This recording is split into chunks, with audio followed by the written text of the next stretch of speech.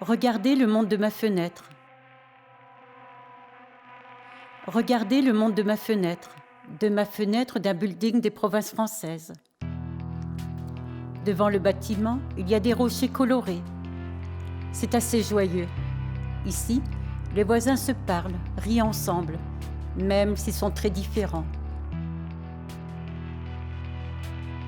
Ce que je vois de ma fenêtre ne ressemble pas à ce qu'on peut dire dans les journaux.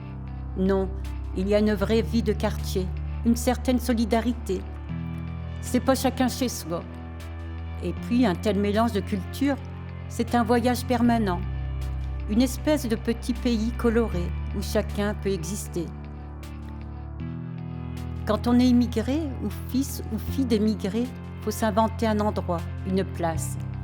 Parce que quand on retourne dans le pays de nos origines, on est français. Et en France, on n'est pas tout à fait français. Être enfant d'émigrés, c'est un voyage permanent entre au moins 2 frontières. Mais j'aime bien les voyages.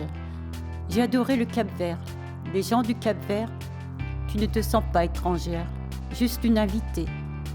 Un accueil simple, une curiosité délicate dans de beaux sourires. Les gens pauvres partagent facilement. Là-bas, partager est une évidence.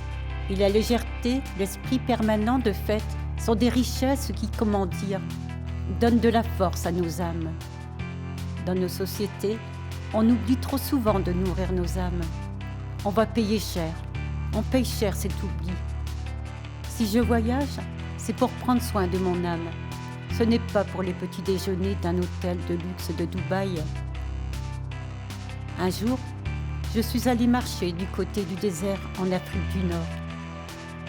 Un désert qui gomme l'idée d'une frontière entre la Tunisie et l'Algérie.